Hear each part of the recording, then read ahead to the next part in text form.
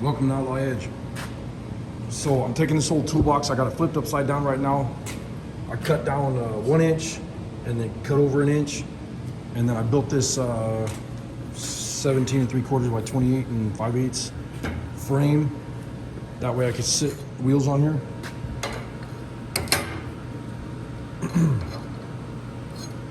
I'll grind this down and weld it, or weld those wheels on, or maybe I'll build a plate and bolt them on, I don't know. But I got it set up so that it goes underneath this lip here. Like that. And then I'm gonna weld right here. And then I'll be able to weld these wheels on. And then that way I know this is welded on, it's not gonna go nowhere. And I'll probably put some more braces or whatever. And then on this side, I have, kind of hard to do with one hand. But anyways, you can see that lip there. It's all bent up. It'll be the same way as this right here. So I'll go ahead and get that tucked underneath, and then I'll grind all this and get it ready to weld. And then I might throw some black paint on it just so it doesn't rust, because it will be on the ground. And then what I'm building this for is I'm building a bead roller stand. I'm tired of this being on my English wheel. And the other thing I'm tired of is using this damn hand crank right here. So I'm gonna go ahead and power this bead roller. I got a Yes Welder. It's a TIG welder pedal. I might use that, I'm not sure yet. We'll see what's gonna happen. The other thing I need is I want a light on there. So I have this light, and I'll put a little, a shelf, excuse me, a shelf on there where I can put some Allen wrenches and some screwdrivers and my extra dies and whatever. And then I might put some shelves underneath that toolbox where I can throw some of these tools and stuff in there. But I'm gonna power it with a 1/2 inch drill, and then I'll rip all this apart and set it up with a forward and reverse. And then, plus having the foot pedal so that I can control this bead roller. Just tired of trying to crank this thing and, have somebody crank it while I'm trying to do this. And it's a 2-person job. And then the other thing that sucks is I did this, to run it up and down. I want to make this spring loaded, and then I'll do a hand crank so it's really fast. But we'll see what happens. So the bead rolling table is coming along good. I got the wheels put on after I welded that brace all the way around. It's nice and strong now. Roll around, and then the locks work, and I even got a footrest right here. That way when I'm sitting on a chair, put my feet up, and then I also have a spot where I can put tools, a toolbox, whatever I need for my bead roller. It should be pretty nice. So the next thing I'll do is I'll get this T-handle pulled out of here, and I might pull all these parts off, pull these bolts out of the way, and then on the back side, do a brace. And I think I'm gonna run a brace up this way and then down to it. And I might put my dies on that, I'm not sure. We'll see what happens, but I'm gonna go ahead and get this handle pulled off, and the bolts and T-handle and all that stuff, get everything ground down to bare metal and prep for, for the braces on here that are gonna get welded to this. So the next thing I'm gonna do is I wanna pull these bolts off, drop these, what would you call these, rollers and everything off here.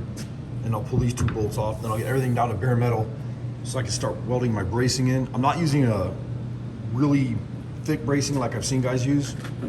Come on there, bitch. This is a 1/8 inch, and it's 1x1 square tubing. And I'll be going like this, welding this to here, and then this brace that comes down here will mount to this one here. So that'll be a nice spot for them to mount. But these 2 holes here, I'm gonna pick those up with this one that comes down the side. And then that toolbox that I set up, I'm gonna drill some holes in here. That way it mounts right here, comes across. Then these are gonna be mounted down. Everything's gonna be overkill, obviously. And then this is 1 inch by 2 inch, I believe it is. That'll be welded here, and that whole setup's gonna sit right on top of here, and I'll weld the whole damn thing. So it sits here, and then that brace comes right down the side. And then that way, when I do my sheet metal around here, I'll do a nice sheet metal frame or whatever you want to call it, and that'll give me something to weld to right here, where I can come across and then make like a circle right here. So where the bead roller sets, where the dies are, it'll have, you know, where you're running your pieces through, you'll have a nice big table to mess around with, and you can spin stuff, and you'll have that area where it's a table that's gonna, you know, that'll hold it, and then I'll make some bracing coming down or whatever I gotta do. I'm gonna weld the piss out of this thing, make it where it's nice and strong, because I don't want it flexing, I don't want it moving around when I'm doing this. So I think the next step is I'm gonna get this tore apart and I'll get it down to bare metal, and we'll go from there. So I got the bead roller housing or frame down to bare metal, and then I took some magnets, and after I got all this stuff welded together, I took some magnets and held it down. But these switch magnets, and they are made by magswitch.com. I don't know if you can see that on there. Part number 8109522, I believe it is. These things are killer. There you go.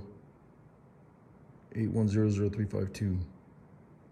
Mag switch mini angle. They make bigger ones too. They're not cheap. They are, you know, they're not expensive, but they're not cheap. But I'll tell you what, they make your life a lot easier. I mean, you're talking, this is a, you know, 1/2-inch piece of plate steel standing up, and this little tiny magnet's holding it up where I want it. And they don't sponsor us or nothing. They didn't pay for this, but I wanted to show you guys that. So I'm gonna run this piece down here, and then it's gonna get bolted into the side of that toolbox for extra support. And then I'll have these pieces running across here. So it should work out pretty good. So on the top of the box, I'm building some bracing, and I ran these cross braces here, and then welded this one across.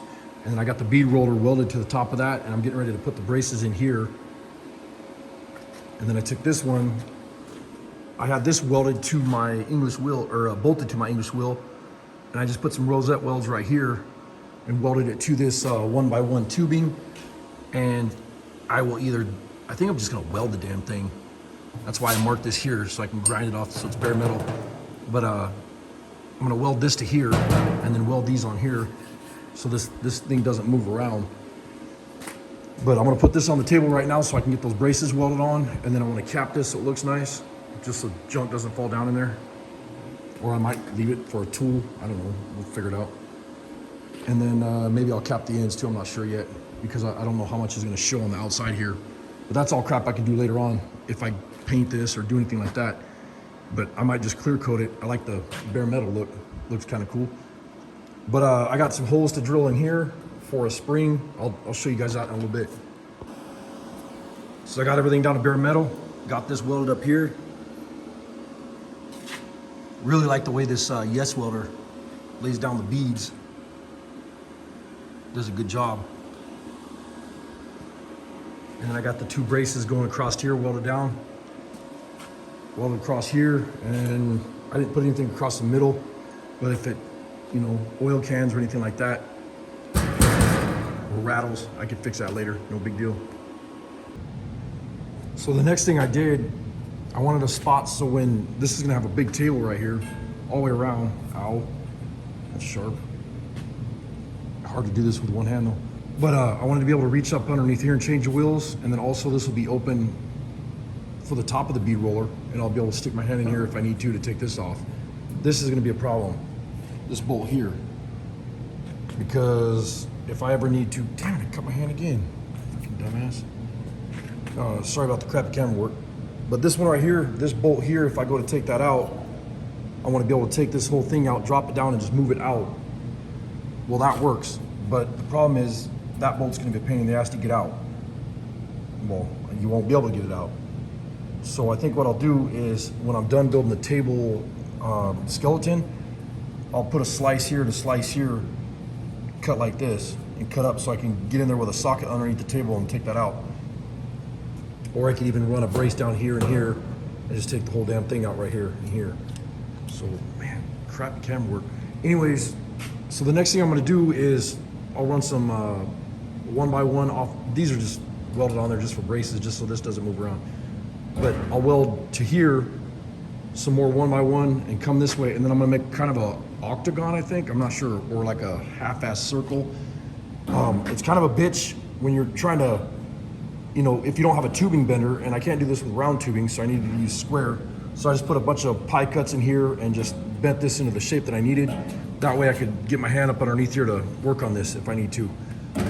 Or over the top, like I was saying, because this will be covered with sheet metal. So the next step is, you know, I'll weld all these up, obviously. And then the sheet metal that goes over the top will actually be welded to that too, so it shouldn't be a problem. And then I'll grind it smooth with a grinder, and it'll be nice. But I need to get my measurements here and start building the table. So I got the frame pretty much done how I wanted it, so that I could put the tabletop on here. Get back so you can see it a little bit. And it's all just kind of thrown together right now, and I leveled it, and now I got to make sure everything's plumb and true and square and all that good stuff. But it should be pretty cool. And then I'm going to put 16th inch sheet metal over the top of this whole thing. That way, man, crappy camera work. That way it, you know, when I'm going through here with the sheet metal, it'll be nice and smooth.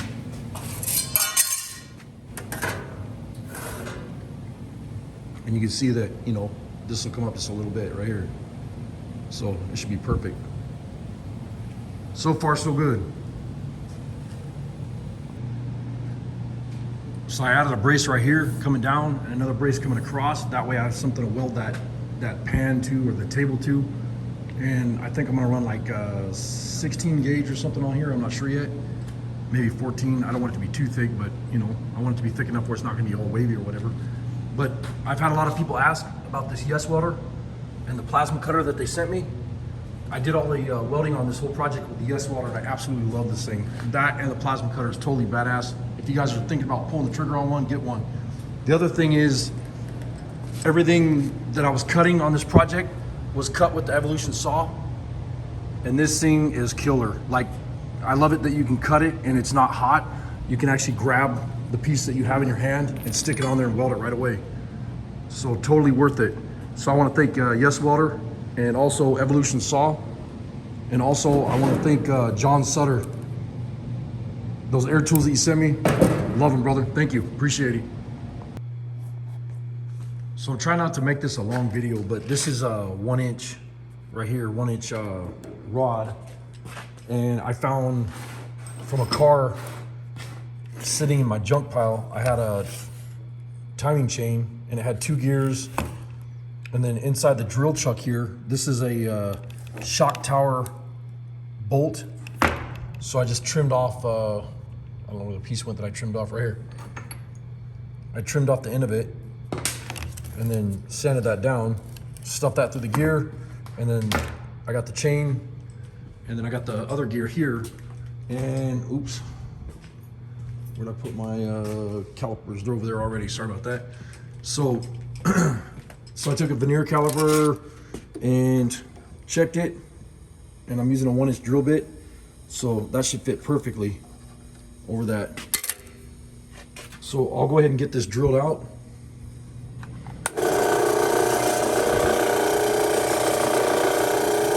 Thanks, Joey. Mill Creek Fab Shop. Appreciate it.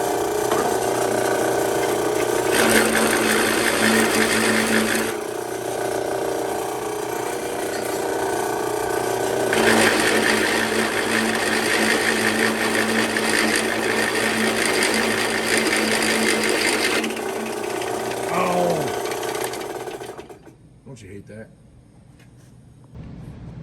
So I took that gear, got it drilled out to 1 inch, and what I did is I put some 1/8 inch shims underneath here, and I'll flip this over and show you in a minute, but it's got like a spot that sits perfectly inside the drill press table, the platen, and it worked out really good. And then I used a level on here, got it all plumb, square, level before I drilled it. That way, this is, you know, I didn't want the pulley doing this, or the gear. And then the other thing I was going to show you is they have these magnets at Harbor Freight. They're really strong. I put this up the other day. I really like it. That way I know where my chuck is at all times. And I'll probably have this powder coated like a bright pink or bright orange or something, so I don't lose it. This is my only one I have. But I like having that. I want to put a shelf or something back here so I can put all my drill bits on instead of having them all over the damn shop, you know. But that's a handy little deal right there, you know. $2 at Harbor Freight. They had them on sale. It's pretty cool. But I'm gonna go ahead and get this pulled off, and I'll get it mocked up on that rod, and we'll see how it looks.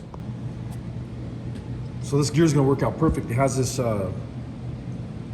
almost like a built-in spacer on the back. I don't know what you'd call it, but it fits nice, and then it keeps this away from these gears so that there's enough room for that timing chain to go on there, and it fits absolutely perfect. So that worked out great. So I'll go ahead and get something built for this drill, and then I'm pretty sure I'm gonna have to have like an idler pulley in here to keep this from flopping around.